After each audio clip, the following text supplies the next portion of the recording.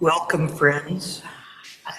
This is session 4, which is coming before session 3, because Howard went to the border for the Austin Tent Circa event, and I wasn't prepared to lead session 3. This is about decision-making and Quaker organizations. Hopefully we'll spend most of an hour on the book's description of decision-making. Our friends are worship with attention to business. And then we'll have a brief break. We have some stack stuff. We'll come back, we'll talk about Quaker organizations, and if time allows, we'll go have a quick tour of the library. But first, I'd like to hear everybody's name. I'm Mary Hampton. I'm Rachel Jessup. Matthew Hudsonville. Brian Dutcher. Angela Liffer. Mitch Terry. Ed Fay.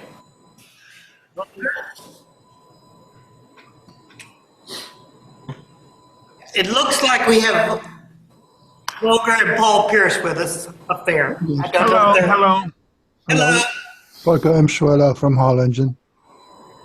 Thank you. Long distance. I have here some cheat sheets and also some copies of the book and copies of one of the books he references. So please feel free to take them. You can take those. And direct anybody who comes in to go get one.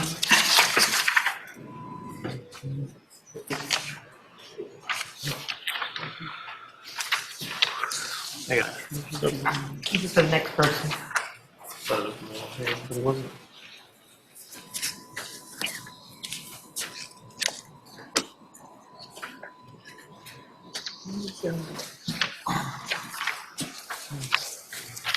Okay.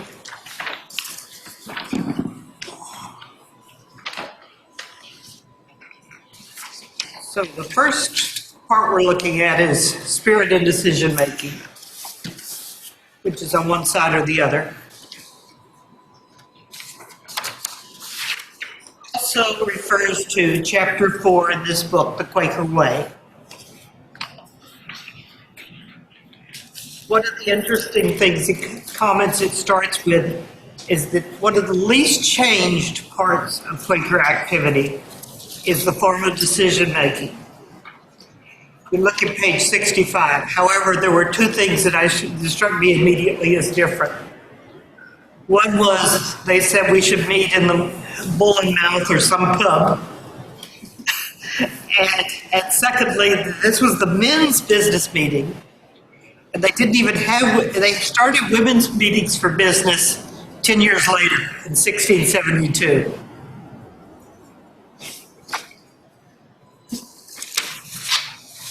What is still there is to act in the wisdom of God. Sometimes we say that to try to discern the sense of the meeting. If somebody would look at page 66.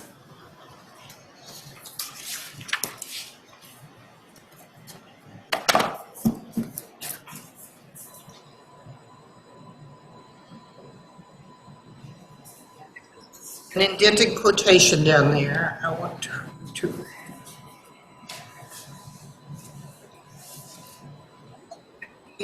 I didn't locate in the library. There are two books. One is called Beyond Consensus, and one is called Majority Rule. I brought Beyond Majority Rule. But the one that was written by a Quaker is Beyond Consensus. And he says that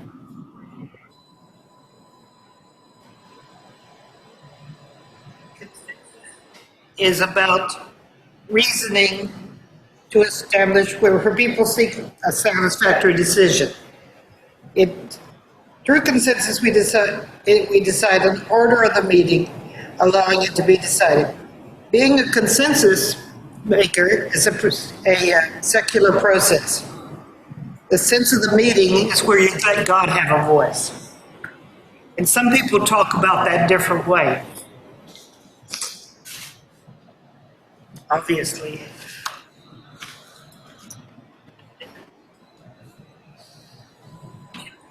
Did you get my page, 2 pages? I would like the first the page, spirit and decision making up, please.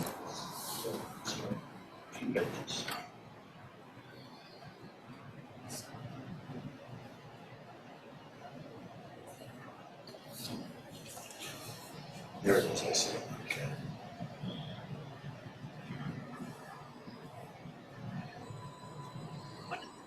Really like about this book is he gives 2 very specific examples of how this works. But first, he starts off with why we should do such a thing.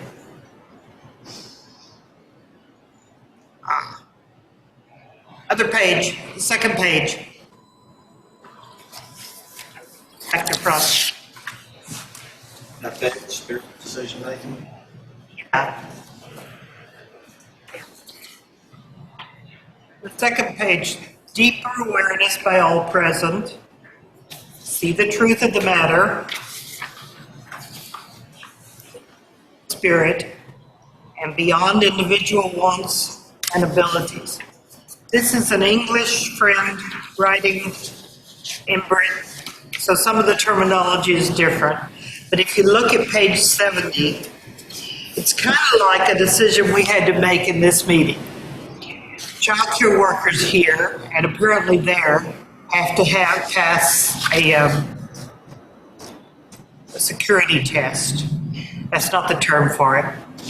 They have to be able to demonstrate they have not harmed children in the past. And this was a highly questionable thing in the, if somebody would read from the paragraph that begins, I went through this process once in a way that inspired me deeply. It's in the middle of page 70.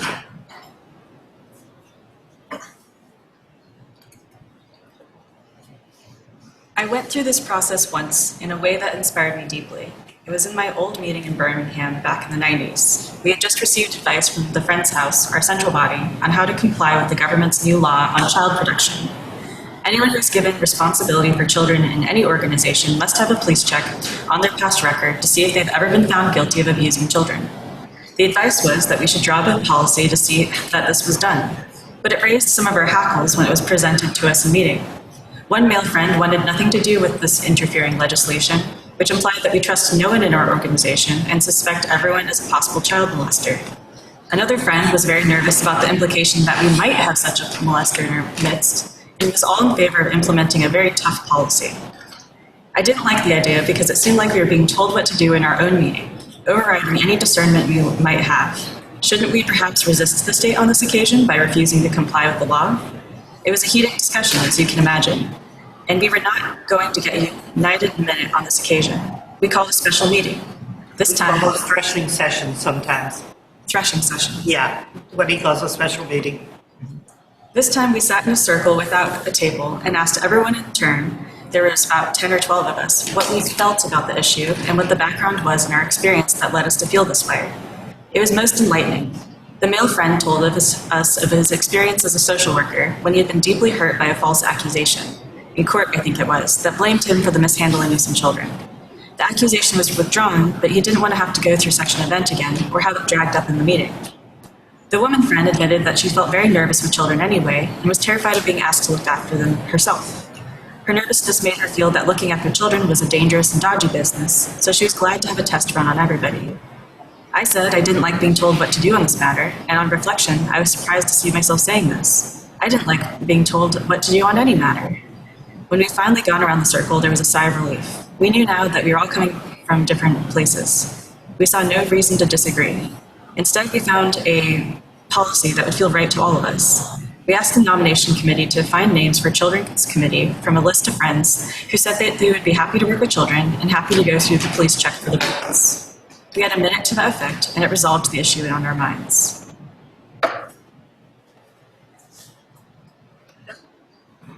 We had a similar discussion in this meeting. 10 years ago, I think. And if you worked long-term with the children, as in more than several times a month, you're supposed to have done a background check. Now, other people go in, but as you can see, some decisions are very personal to people. Okay.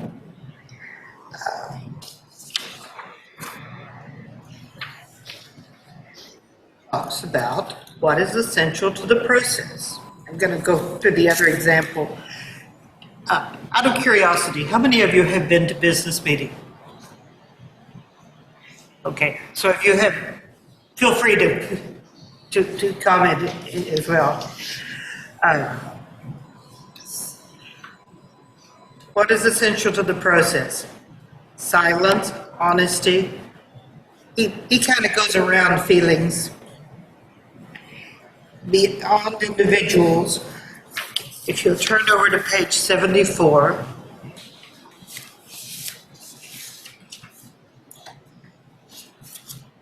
I like this comment, which is from Morley, the Quaker, whose book we don't have here at the moment.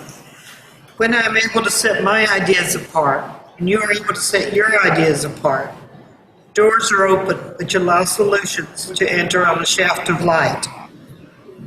Of course. And above that, the aim of the meeting is to get beyond our individual and self-centered listening to church viewpoints. with headphones on. Do what? I'm listening to a church meeting, but I'll take the headphones off. You're on mute now.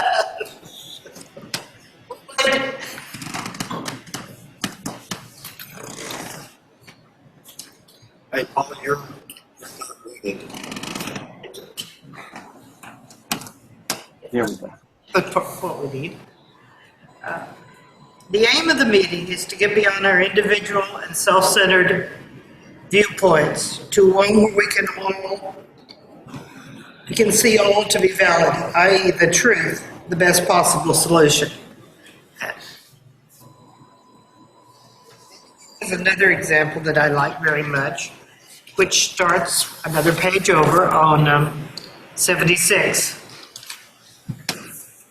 Again, if somebody would read, and if you get tired, stop. Somebody else will pick up. But I will give you an example.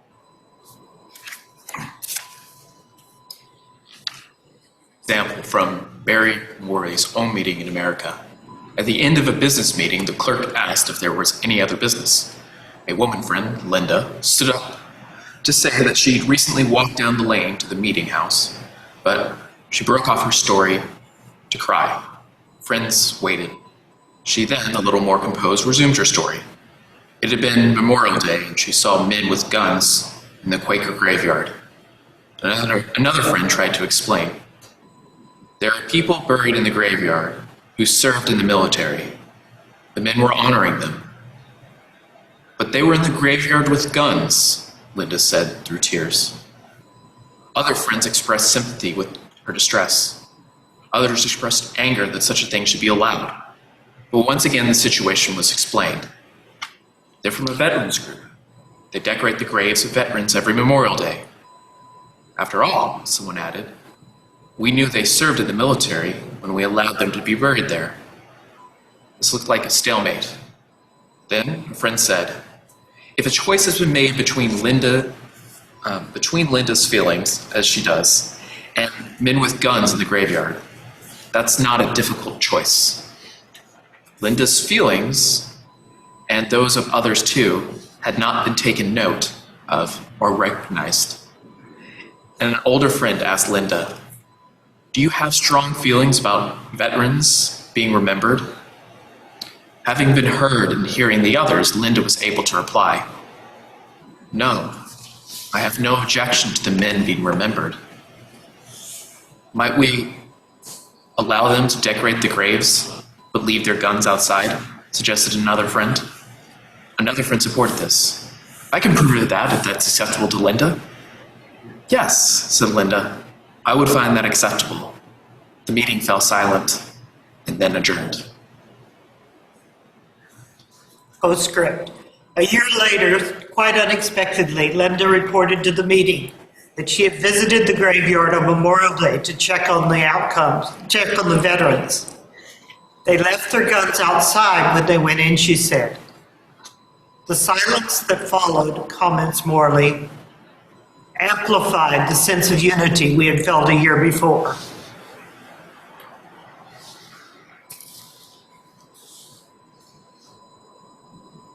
Mary, Yes. I think one other thing that is probably essential to the process is a feeling of safety and comfort among friends. For that discussion that you read about, for that to even occur, there had to be some risk and trust among friends for the process to work. I think that's right. It may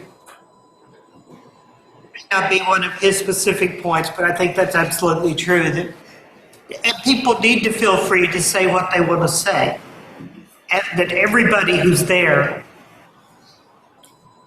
his opinion is equally valid. We don't, when somebody comes in with a committee report, they've obviously done the work. They have a recommendation to make. But you can't absolutely stand on that. When we bought this building, it didn't have the 2 handicap bathrooms on the end. And we had an inordinate amount of discussion of whether we should put in 2 or 1. There are also people who say that the way to get something done in Quakers is to go ahead and do it and see what happens.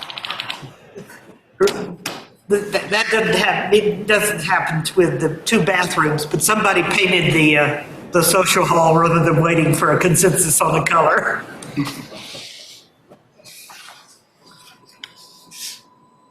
Okay. What makes it work? And it usually works. Well, probably the author would say it always works. It doesn't always work in one business meeting session. If we cannot reach unity, sometimes we lay something over till the next session. And maybe we come back with different information, but maybe it's just that everybody's had a month or how long to season it. Meeting for worship with attention to business, which Quakers are great on abbreviating things, you'll see in a minute. MWAB is a spiritual exercise, just as much as coming to worship is. On page 79, he starts a list of very good advice.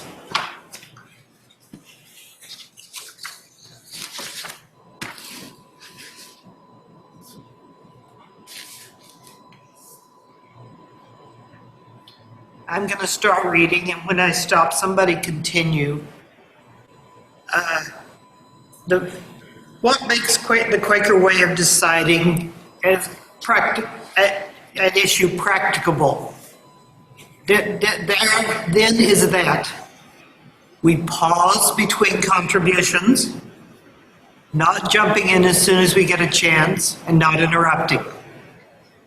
We speak to the meeting as a whole, not to an individual in particular, especially not to the person who has just spoken.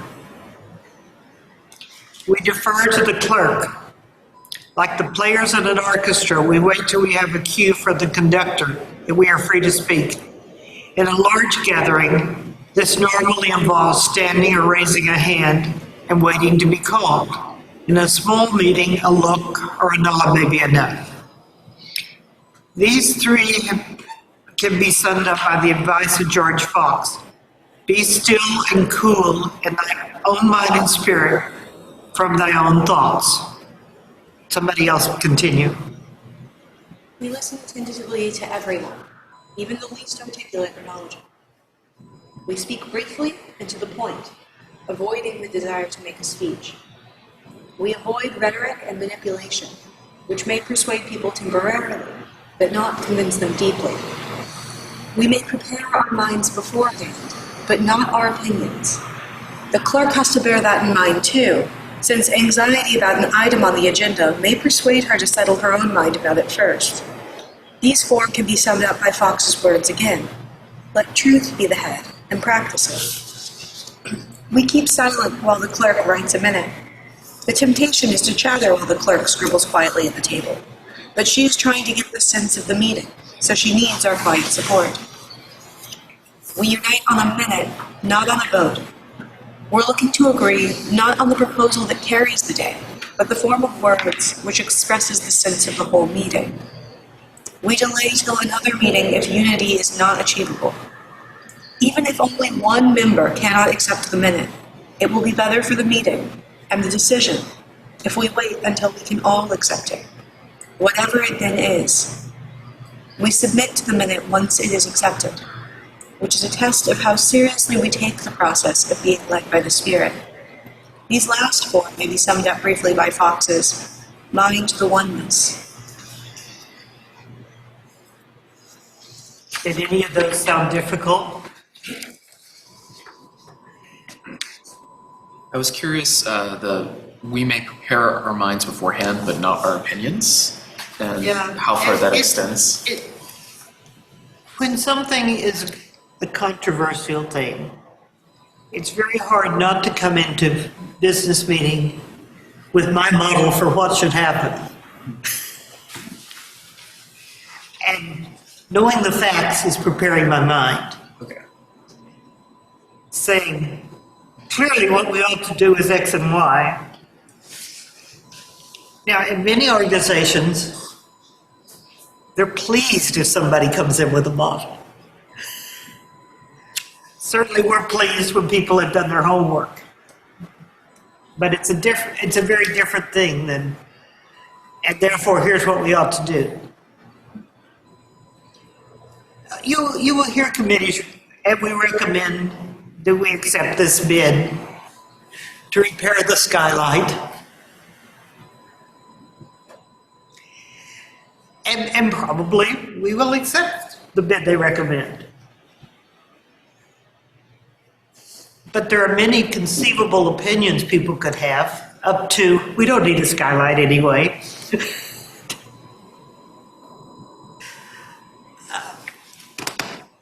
Any other one that raised questions in your mind?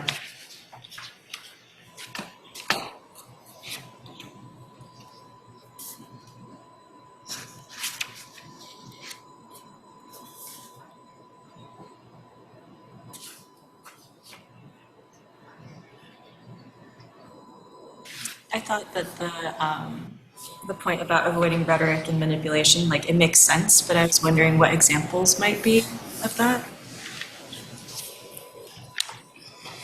In the chapter he talks about, again, what often happens in other kinds of organizations is somebody goes and talks to 5 key people beforehand and says, this is the way to do it. And we try hard not to do that. When we moved into this building, 4 of us were assigned to be a transition committee to make recommendations for it. And after some weeks, it may have been the bathrooms, I can't remember exactly which issue it was, we finally said, there's no earthly way the 4 of us are ever going to come to an agreement, a Spirit-led agreement on this. And the meeting assigned somebody else to just come and sit with us. He wasn't even supposed to necessarily talk or try to recommend anything different. But within a couple of sessions, we had agreed on the parts that were hard to.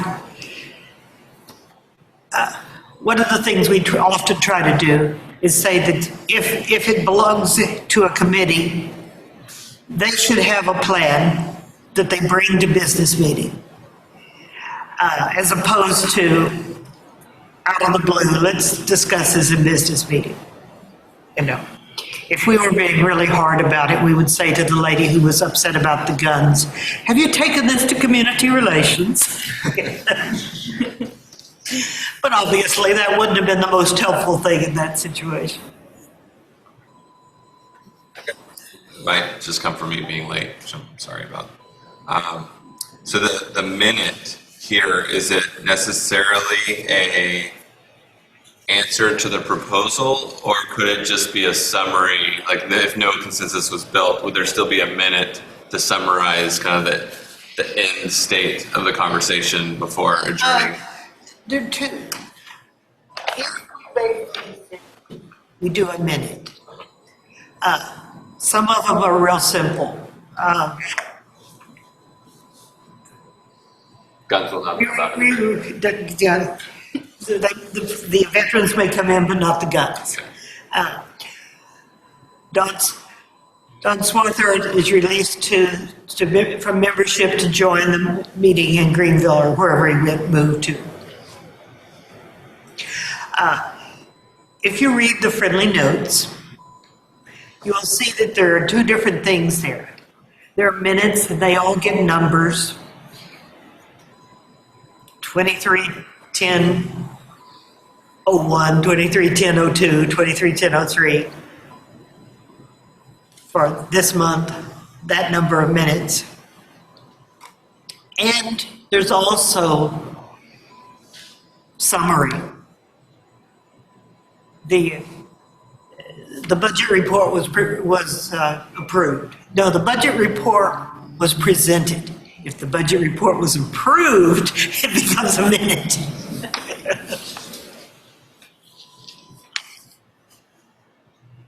Any other comments or questions on that list? It's a fairly hard list to do. One of the hard things is not to talk to each other in the middle of it.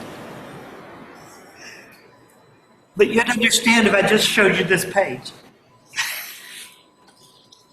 I'm really curious about the we pause between contributions, because it rings true as something that would be really helpful, but I've never been in a decision-making process where you pause for a while after everyone speaks. We try to pause between every report or every action, but if the conversation gets, if it's obvious there's a lot of point of view and so on, often the clerk will ask for some silence. And the thing about keeping silent while the clerk is writing the minutes, yeah. And somebody will remind you if you start talking to your neighbor.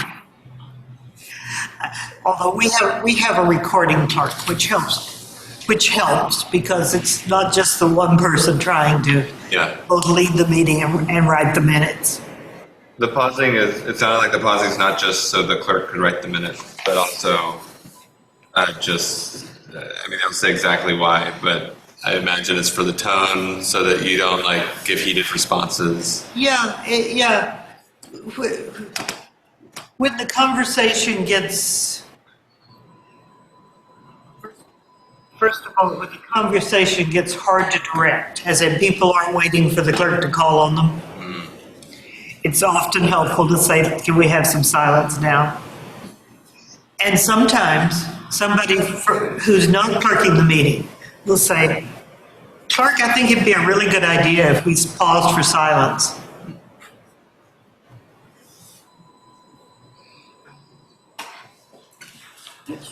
Yeah, I think that the thing that maybe differentiates quite a bit this Quaker practice is the fact that it is approached as worship. So the silence is part of that worship, and it recenters us back to get focused on spirit and that. So it's not like a business meeting. I mean, I spent 36 years in business where we would interrupt each other and whoever could shout the loudest. I mean, that's what a lot of these practices are really doing. Yeah. You're keeping it centered and worshipful. Part of the business of clerking is keeping that worshipful tone. And that doesn't mean Mary, shut up, you said enough. That means having a pause and allowing some room.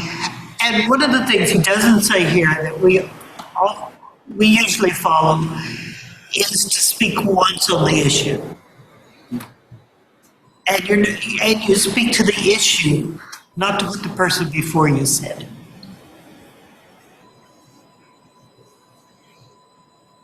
Come and see.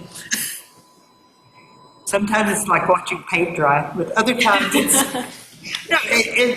it can be a very worshipful experience.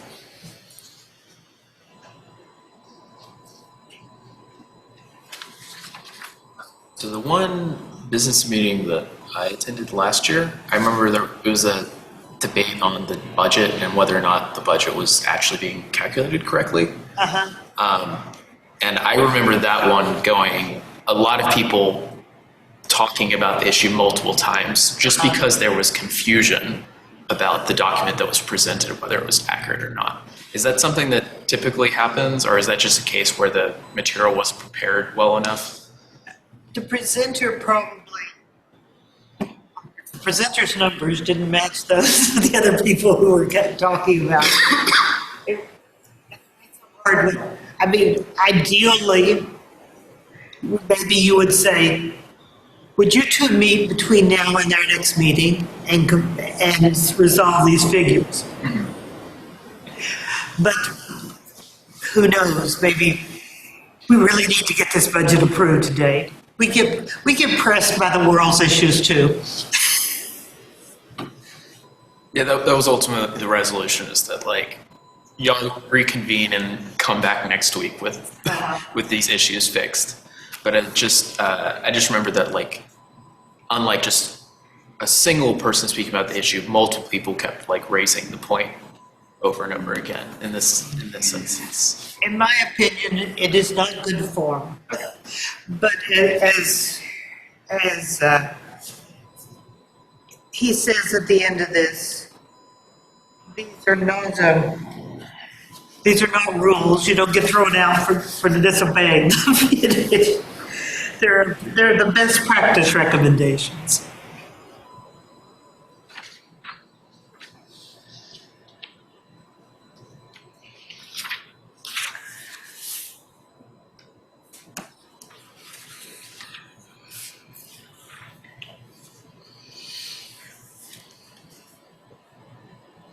There are no sanctions against not following them. Our experience has been historically that if we do not follow the practice, we shall miss out on the clarity and confidence that comes with it. Friends find that out for themselves. It is part of the experimental nature of our faith that we test our practice constantly by experience, if only to confirm sometimes that we got it right the first time.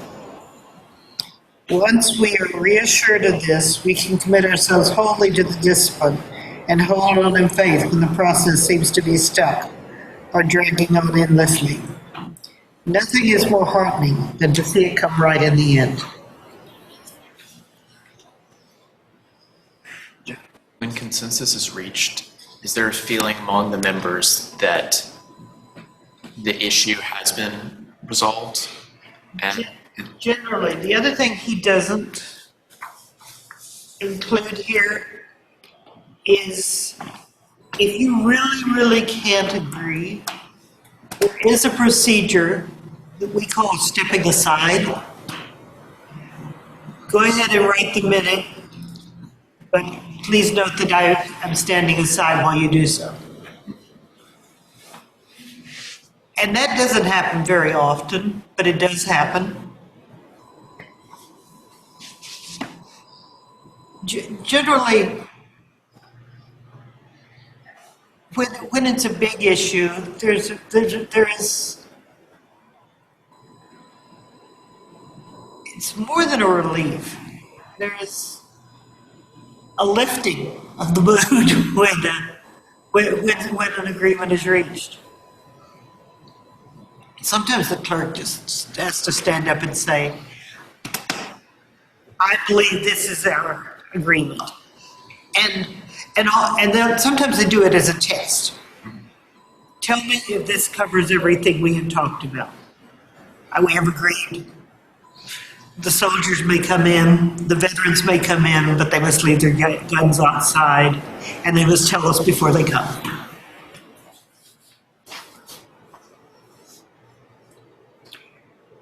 We will have two accessible bathrooms.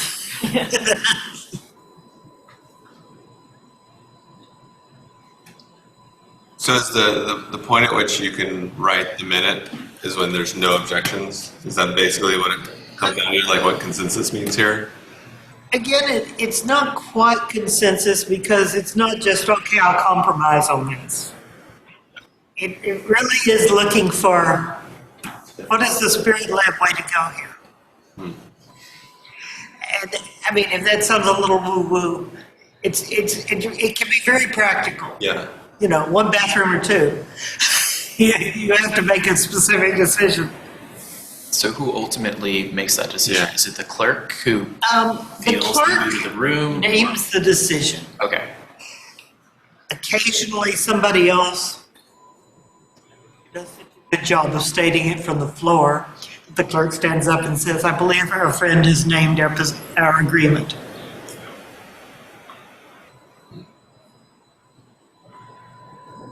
And then if the clerk says, this, I think this is going to be the minute, just practically, like, is it, as long as nobody vocalizes opposition and the clerk doesn't have a feel that there's opposition that's not being vocalized, and that's when it goes forward? Yeah. And occasionally, the words are important for us. Occasionally, somebody will say, no, I don't think that's quite right. We agree we will move towards this, we are not there. Or whatever. And the recording clerk will rewrite for a little bit. At our meetings for worship with attention to business, we often have 3 clerks up front. James is our clerk at this point. Glenna is an associate clerk. And Jim is the recording clerk. And sometimes the 3 of them will huddle and whisper about how to write this down. And then the recording clerk will read it.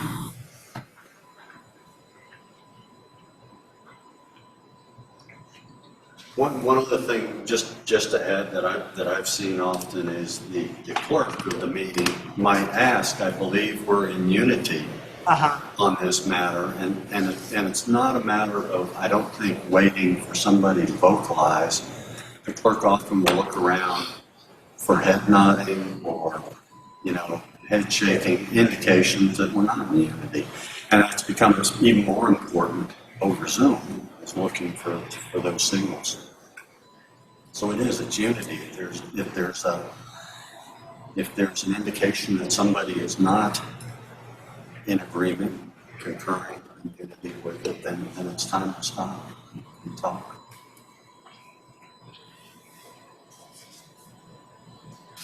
The rest of this chapter is what makes it hard to do.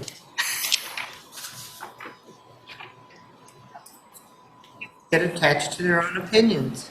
Yeah.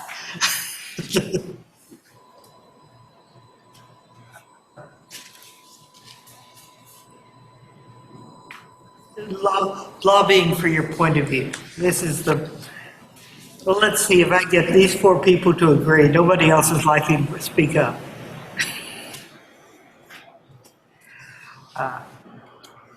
Showing up with the fixed idea of what to do. And because people put time and effort into this, it's very hard not to show up with a fixed idea of what to do. But the 4th one of that is really, really interesting to me. Big meetings are difficult. British Cheerleading meeting can have 1,000 people in the room. I have never been to 1,000 people business meeting. I have been to a 300 people business meeting. You make very sure everybody has a speaker that they can be heard from. You go slower. But it does happen.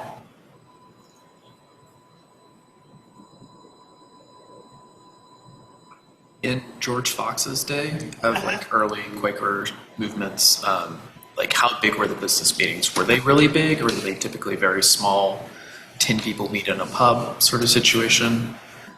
Did it vary? I don't know in Fox's day. I've been in friend's house in London. And also the meeting house, one of the old meeting houses in Philadelphia, where they had literally 2 rooms, a men's meeting room and a women's meeting room. This is after they outgrew the pub, evidently. My impression is there could be 100 people. But I haven't read that. Have you, Chip? How many people would show up for business meeting? No. No. Or anybody else?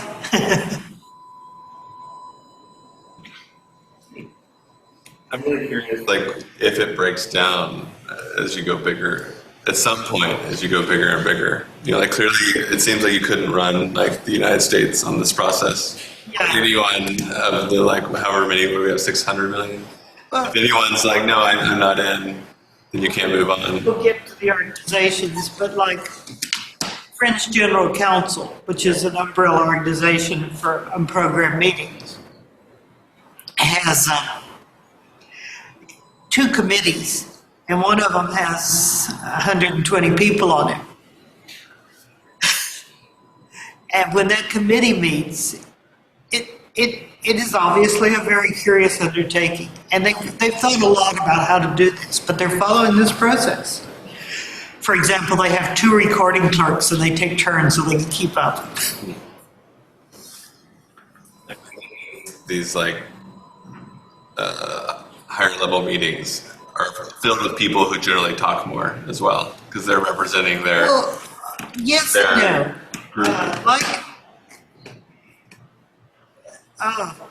What hopes that people are appointing seasoned friends who know when to talk and when to shut up. Some of them better than others, I have to say.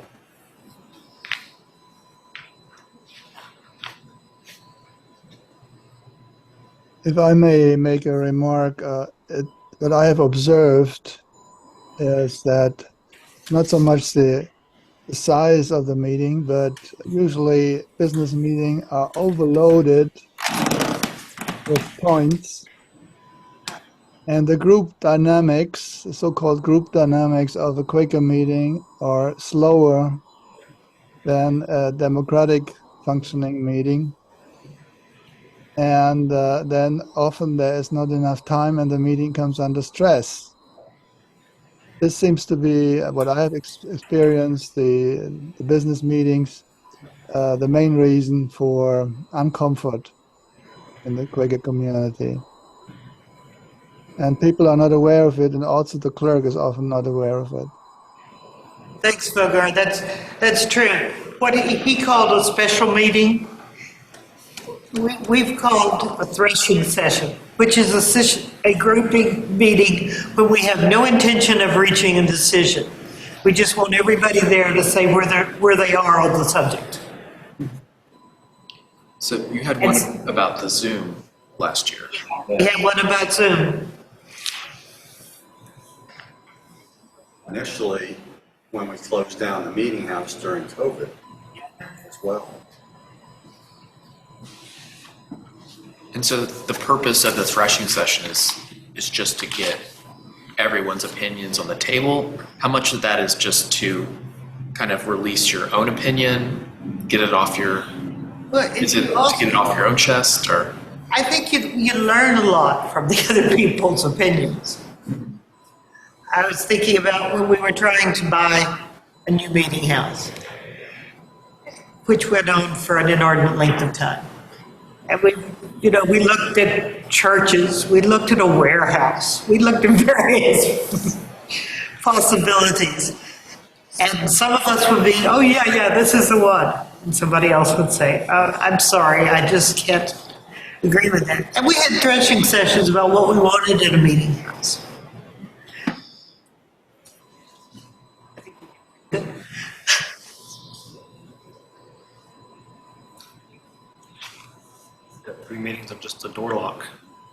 We've had 3 meetings on just a door lock.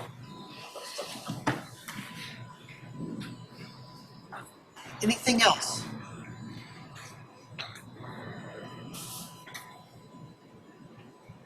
I'm going to suggest we take a 10-minute break.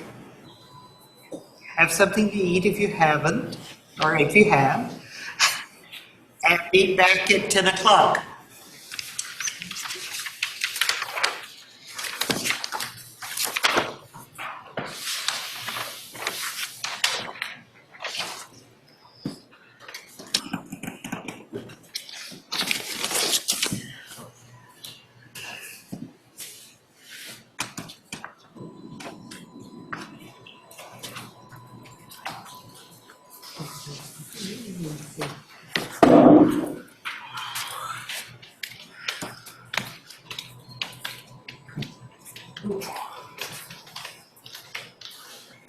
I'm not going to read it on the screen. I took it down.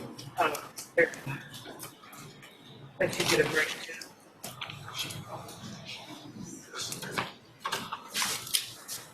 It does work.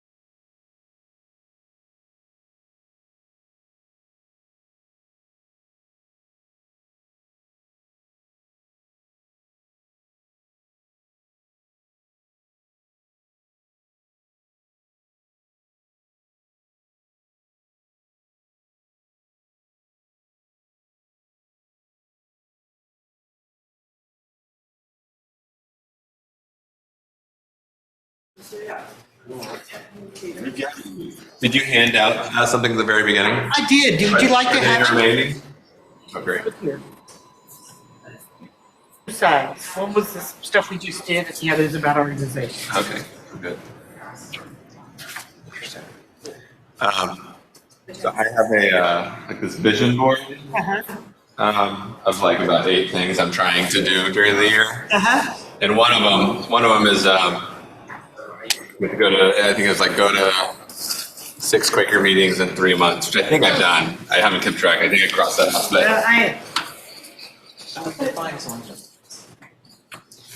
This is only the second meeting I've ever been part of, but oh, sorry, I meant Quaker silent meetings. Like make like basically over 3 months make half, but because I was coming in. Yeah, that's what I thought you before meant. that. No, Okay. most people say that. It's called that meeting for worship. But this meeting Meeting for else is worship. additional. Okay. Meeting for worship.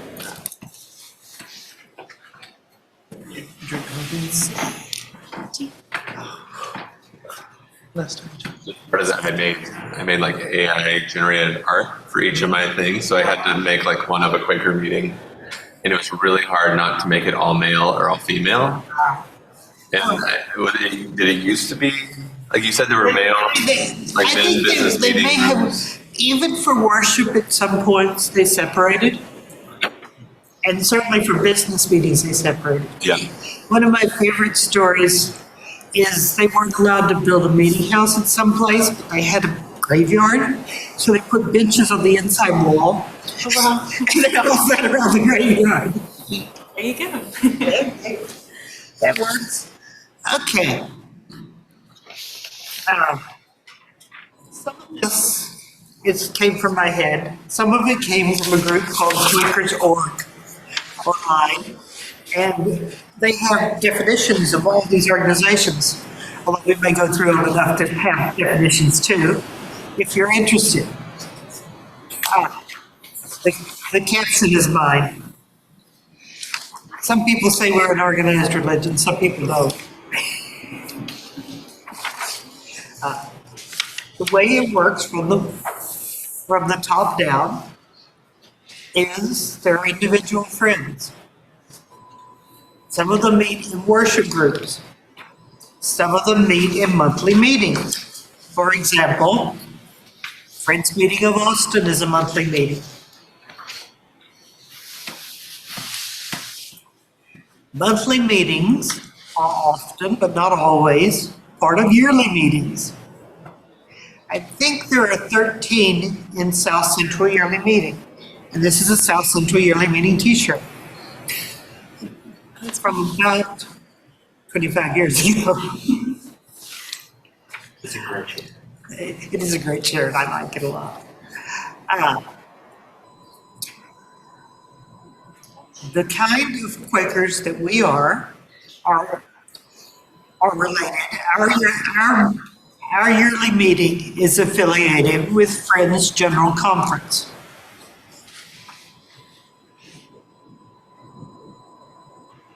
In the U.S.,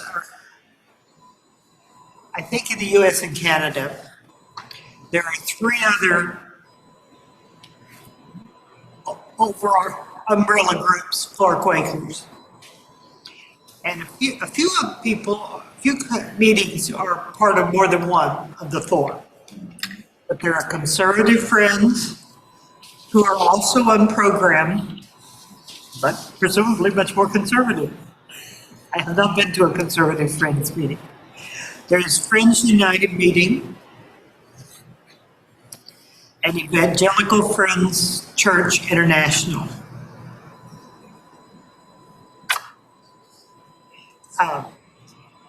Again, this is basically North America. Then there is an umbrella group, which all 4 of those and many monthly meetings are related to Friends World Committee for Consultation. So that's kind of like the international. It's an international. I have been in presentations by people who were the head of it. The last time a pope was elected, the head of Friends See, I know FWCC was invited as the head of a denomination. It was like, what do I wonder?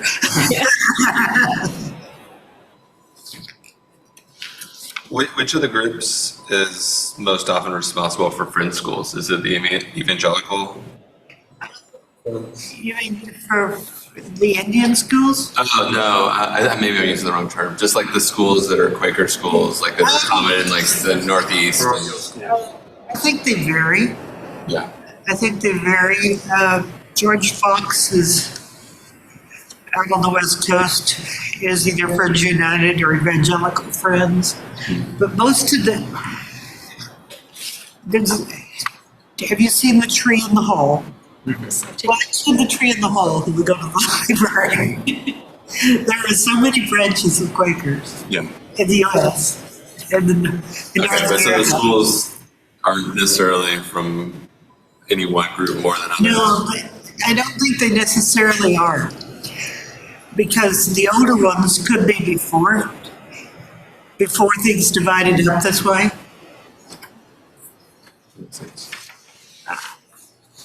I suspect that, I know a little bit about Guilford College in North Carolina, which is a Quaker school. And my wife went there for 1 year. I know that, for example, in student worship, for example, they'll have unprogrammed meetings, program meetings. And that's not dissimilar to some of the Quaker meetings that are in North Carolina as well, because there were influences of both programmed and unprogrammed Quaker influences in North Carolina. So I suspect most universities that are Quaker oriented will probably certainly support many different forms of Quaker worship. But I don't know that for sure.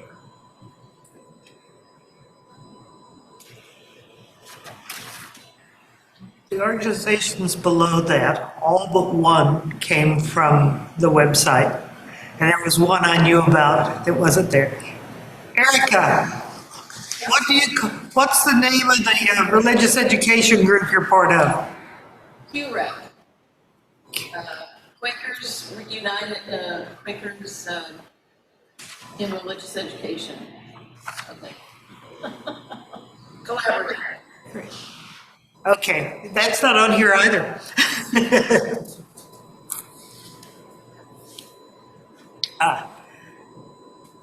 Somebody talked about how Quakers are very into alphabet soup,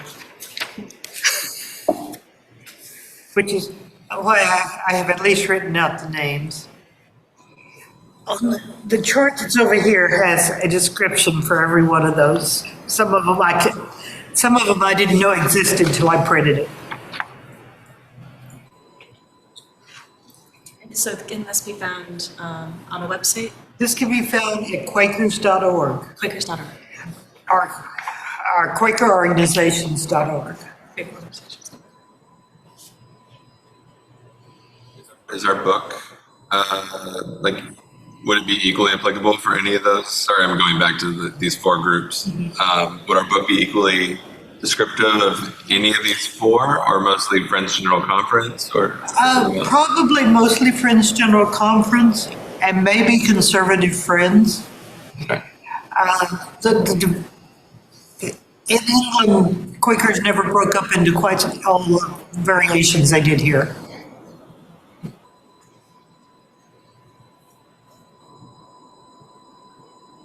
Okay, so you have AFSC, American Friends Service Committee, which is an action-oriented group. ACFIA, Associated Committee of Friends for Indian Affairs. I have heard people talk of that. CCCO, Central Committee for Conscientious Objectors. Now that there's not a draft, I don't know quite what they're doing.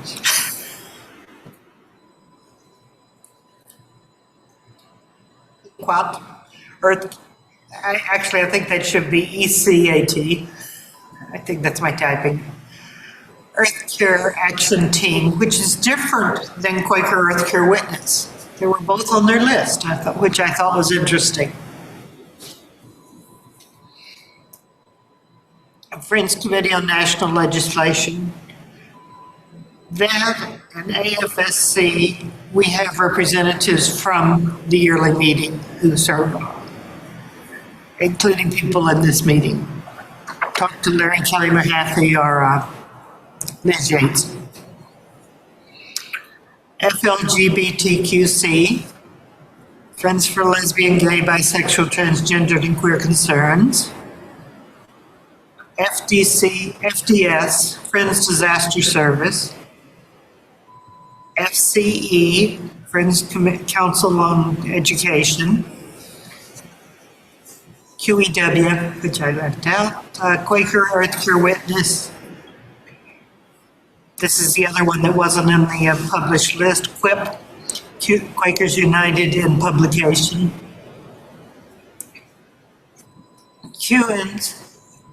QUNO, Quakers United Nations Office. RSWR, Right Sharing of World Resources. And USGWT, that doesn't make any sense. USFWT, United Society of Friends for Women International. Now, some of these I'd never heard of until I printed the list. But if you have questions, I maybe have to go over there and read the description, but we can go further on to what they are. Which ones are active here? To my knowledge, there are people active with AFSC, Friends Committee on National Legislation, FLGBTQC, Quaker Earth Cure Witness, QUIP, Right Sharing of World Resources, and the other education one that Erica mentioned.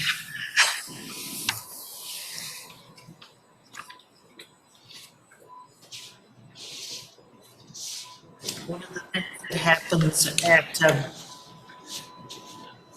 a meeting and a gathering is, of course, a lot of these groups put out tables and displays and tell you what they're doing. And there also are displays from schools who are trying to see if you'd like to go there or send your kid there.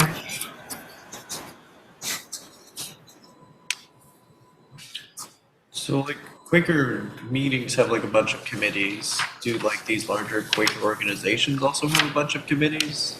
Some do. Certainly, the ones I can speak of from experience, FGC and FWCC both have a bunch of committees. And, you know, because they're scattered all over the place, a lot of work gets done. Used to get done by phone. Now we do it by Zoom, which is a lot better than doing it by phone. I can't imagine trying to do like a chain phone calls and group calls.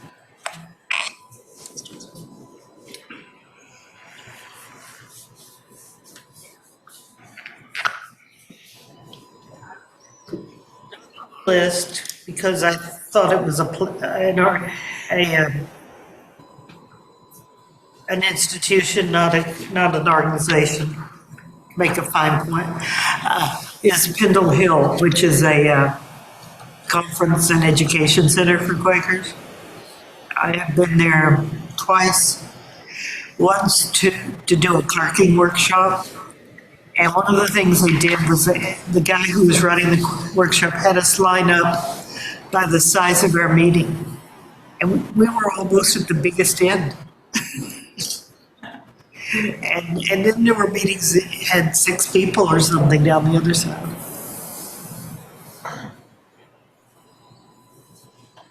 If you have come around so much, maybe you have been in Urham in Indiana and could say a few words about this university there. Please.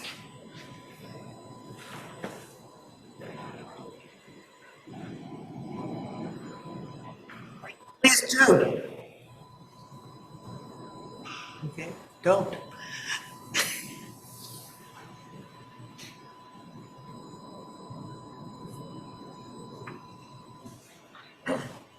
Booker, what did you have to say?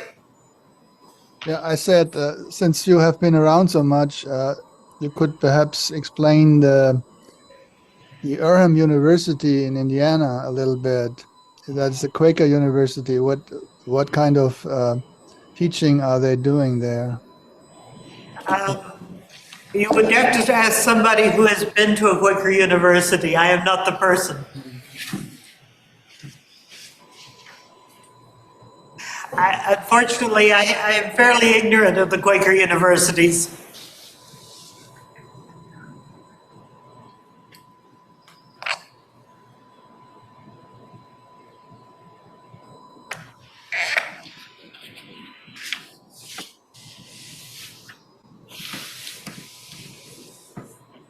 So for the yearly meetings, for like, say, the South Central yearly meeting, do you all like rotate where you meet, or is it sort of like you all go to the same location each time? For the past 27 years at least, we have gone to the same place every time, partly because it's fairly compatible with us. It's a Jewish camp up between Waco and not Bakersfield, Bruce Folletti. It's a Green family camp. We use it at Easter and they don't need it then.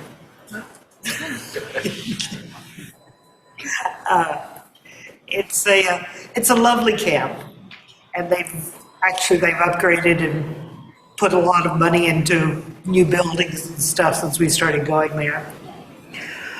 I gather in the past we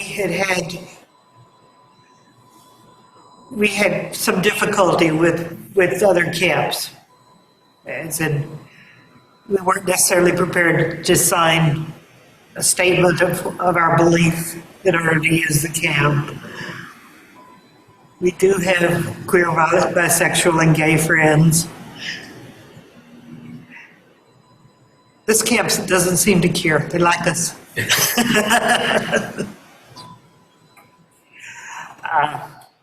Austin is the closest meeting to it, which means we get a couple of other obligations.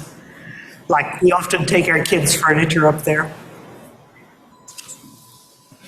And people fly into Austin if they're coming to give a keynote speech or something. Gotcha.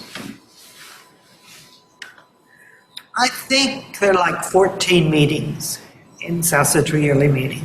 I mean, And it's not just Texas, it's like. no, it's Texas, Arkansas, Louisiana, and Oklahoma.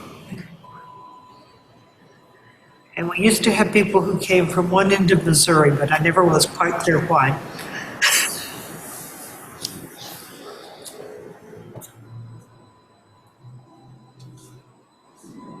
When a meeting chooses to join, let's say like South Central Yearly Meeting, Uh-huh. so like that Missouri meeting chose to join, could they potentially just have chosen like a different yearly meeting to attend? Was it kind of just decided by? They're more or less geographic. Okay. Right now, Georgetown is officially a worship group. As they become a monthly meeting, it's almost presumed they would be part of South Central Yearly Meeting. As I said earlier, there's some, I'll get mixed up. There's some monthly meetings who are part of both Friends General Conference and Friends United meetings. So presumably they have 2 yearly meetings. The distinction between like a worship group and a yearly meeting or the monthly meeting is meeting for business? It's really deciding to go through a little formality about it and become one. There are little bitty meetings, so it's not a number or anything.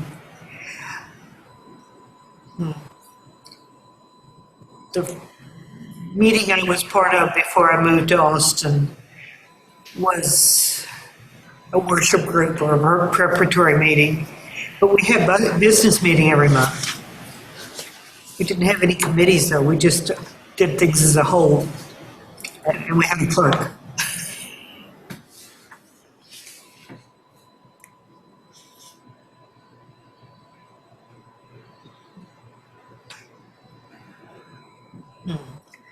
And for example, just about a year ago,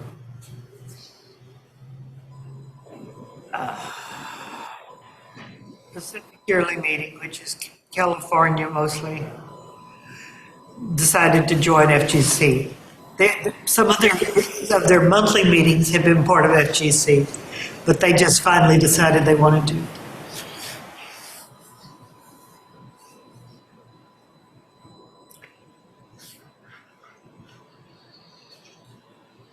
Any organization you'd like to know more than just the title? I have at least 20 words more.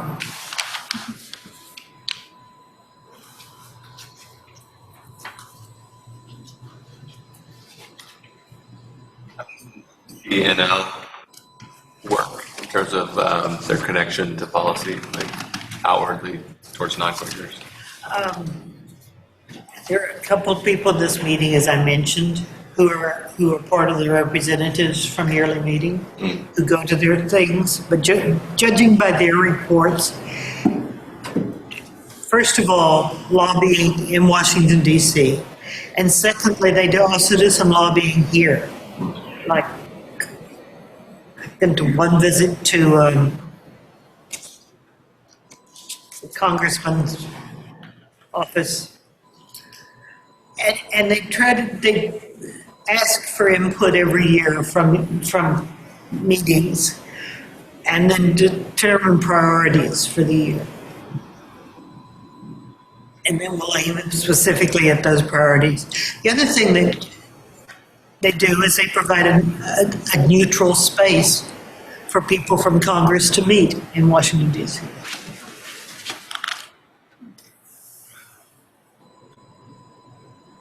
One of the things I remember too, when I went I have not been on that one of the delegates, but I did go to one of their lobby days. And what's interesting is FCNL has all these fact sheets that a lot of the congressmen will pull up as part of their education just automatically themselves. And so it makes me proud that it's from the FCNL that they're looking for some aspects of truth. So, Thanks.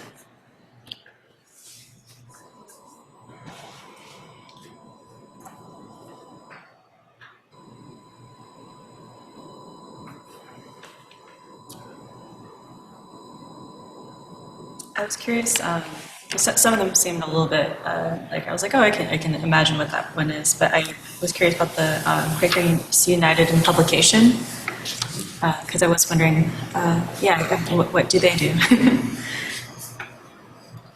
Some of them are writers. Some of them are involved in publication. Liz Yates is in Quip. Okay.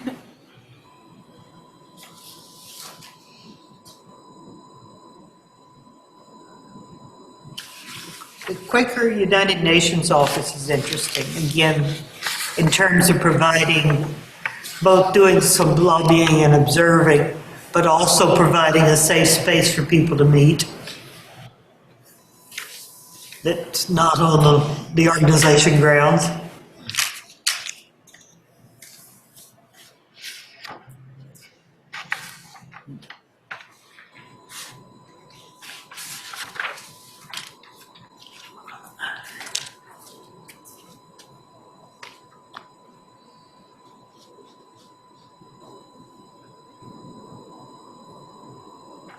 Friends Disaster Service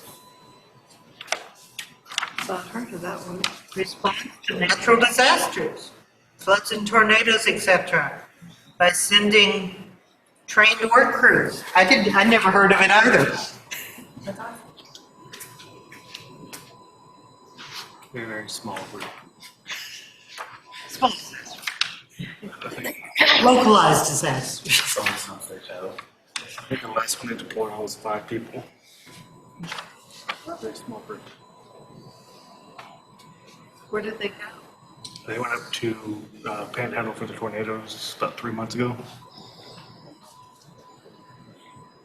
It's small just because there's not enough people in that group, or I just don't think it's that big of a group. that's okay.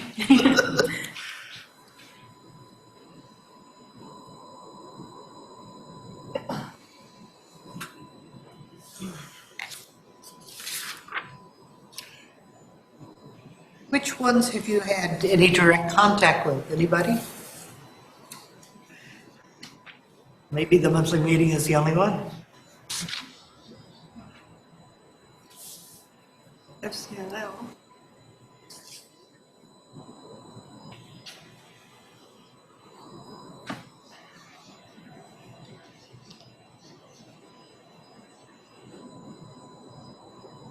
I remember being a little bit confused when I first started about monthly meetings, because I was like, oh, does it mean they only meet once a month? And My friend who came, yeah. who is, he's such a literalist, you know, he was like, oh, I knew I had to come today, and I'm like, why? Because you wouldn't be here till next month. Monthly, language changes. Yes. Not exactly what we meant.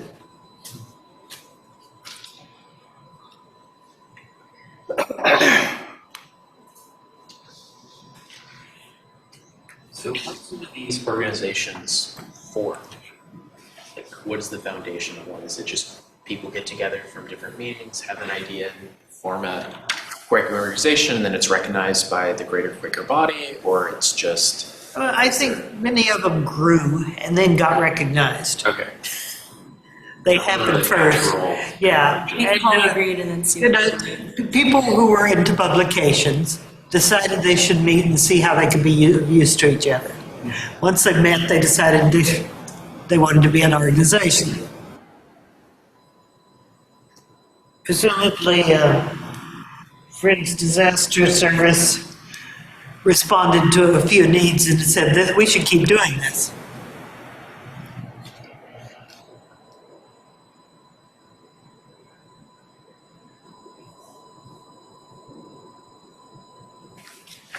Mary?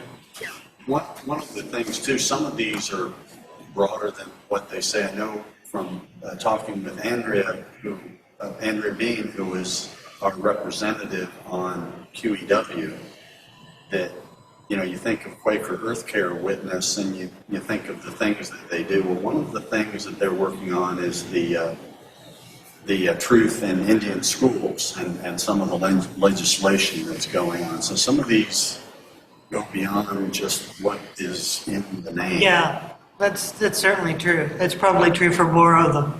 Right. The name doesn't tell you exactly broadly what they do.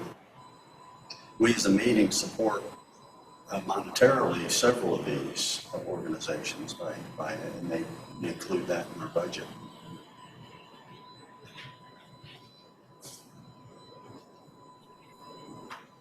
I used to watch videos once a week from the Quakers. I can't remember what the website is called though, but it must have to do with the education one.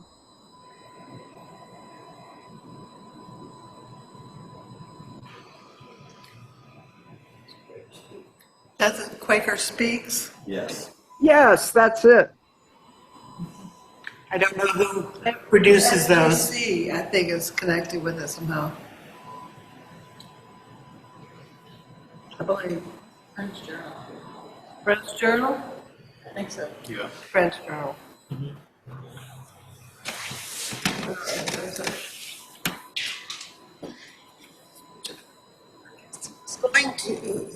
If everybody has said or asked anything they wanted to on this, we're going to do a short field trip into the library here at the meeting house.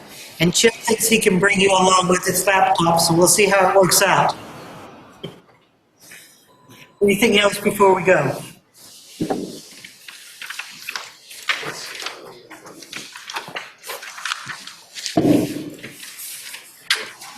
We did it.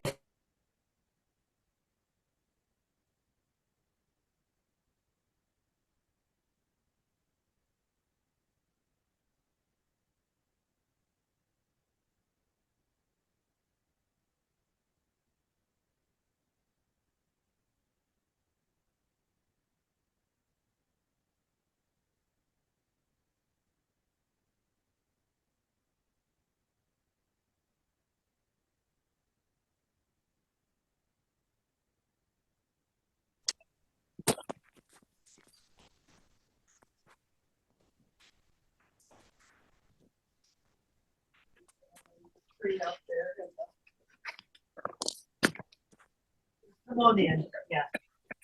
All right, friends, if you'll just hold on here just 1 second, I'm going to mute us until we're kind of settled here.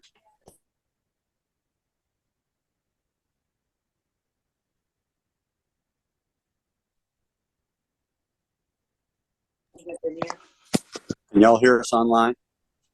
Yes.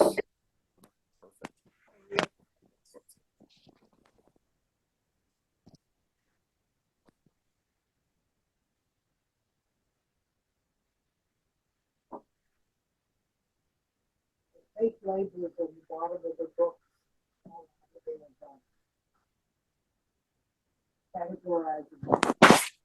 is a chart over here that shows what those mean. We have books in a number of categories: reference, biography, youth reading, picture books for kids, religious education, life issues, including sexuality, parenting, marriage, whatever that says, Yeah, trauma. trauma, and end of life issues. Quaker fiction, peace and justice. There are a whole bunch of categories under that. Quaker history, Quaker spirituality,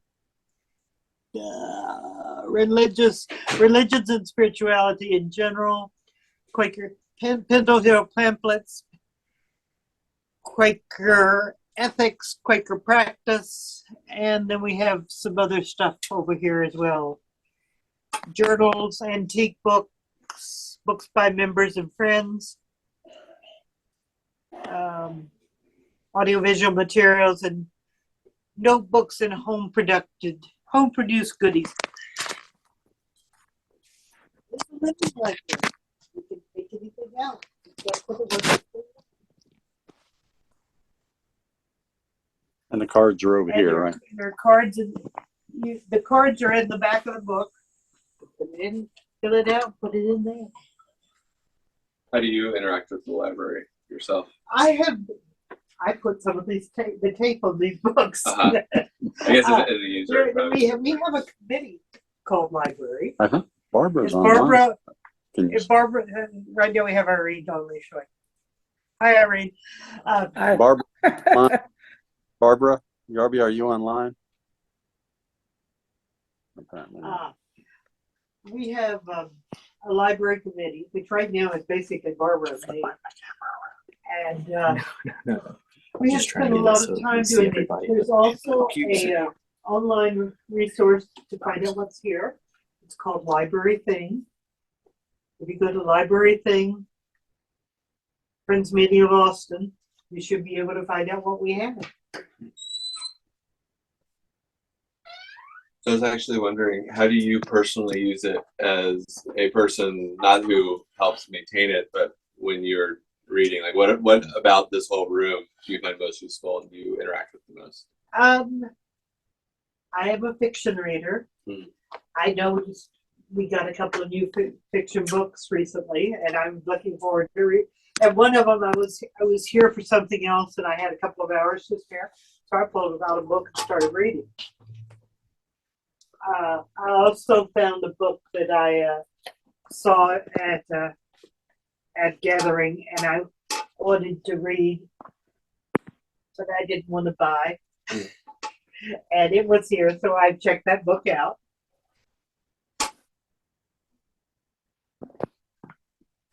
So a mixture of targeted, like this is the book I want, and then sometimes browsing. Oh yeah, I'm a library browser. I checked out a book, but I'm going to bring it back next week. Would I put it on the cart? If you put it on the cart, and you can go ahead and put the pocket back in the card back in the pocket. Sounds good. Where would you recommend someone start? Like if this looks a little overwhelming. It really depends what you're interested in. One thing is the Pendle Hill pamphlets, which are meaty little things that have been written on a real variety of subjects. Four Doors to Meeting to Worship is a good one.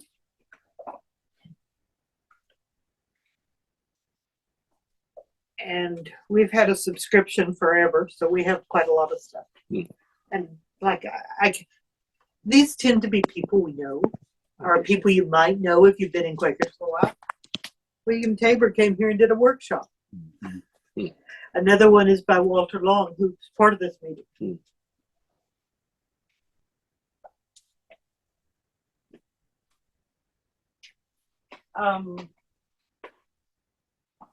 Faith and Practice is a readable category or a browsable category. And then it's a resource library, as it gives you know your topic. Most of these things are organized alphabetically by author, which may or may not make any sense with the two.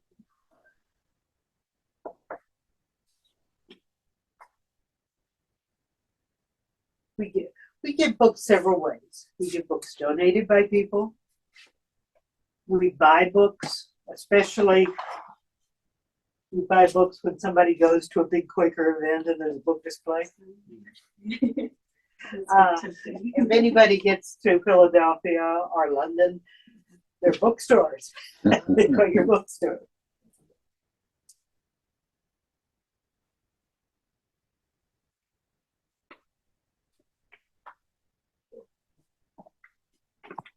Are there any books that stick out as sort of the canon, the contemporary canon for Quakerism? Like a few books that people mention the most?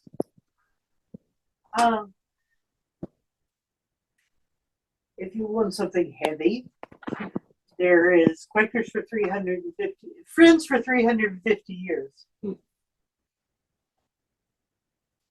I think is up there, history.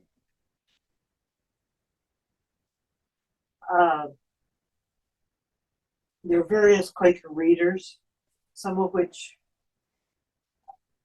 them have really heavy stuff also, but some of them vary a lot.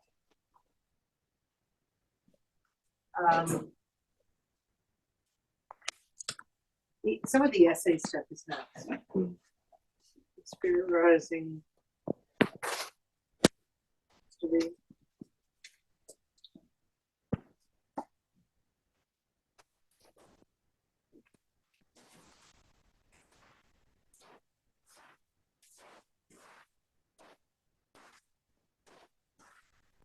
Yes. Would a book of Quaker essays on Quaker spirituality be put in Quaker essays,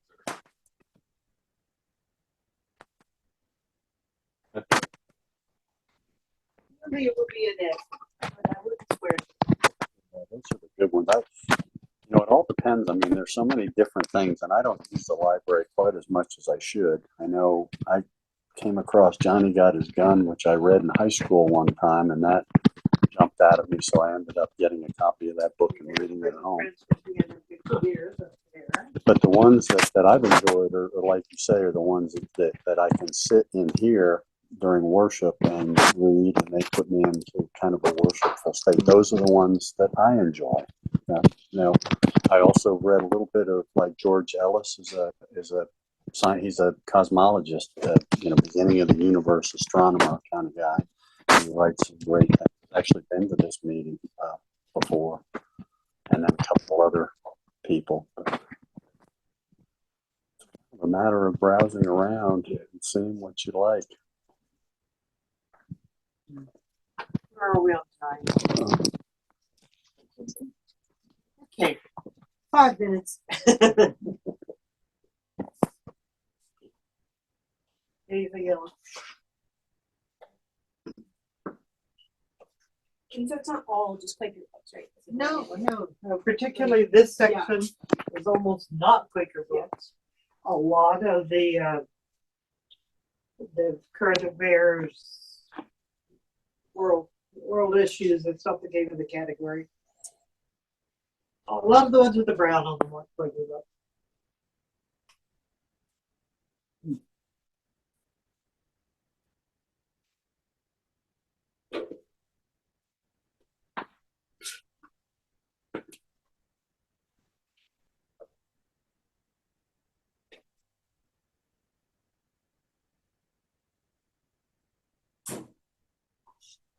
It's funny. This is a very classic, like frugality and saving aggressively for retirement book. Yeah, somebody studied it, swore by it, and led a group. That's how we ended up with, oh, that Quaker reader was a good one, by the way. In terms of The blue one, the light blue one. light blue one. And if it's, again, it's not, it's fairly heavy, but fit for freedom, not for fit for freedom, not for friendship is a good book. Race relations in the Society of Friends.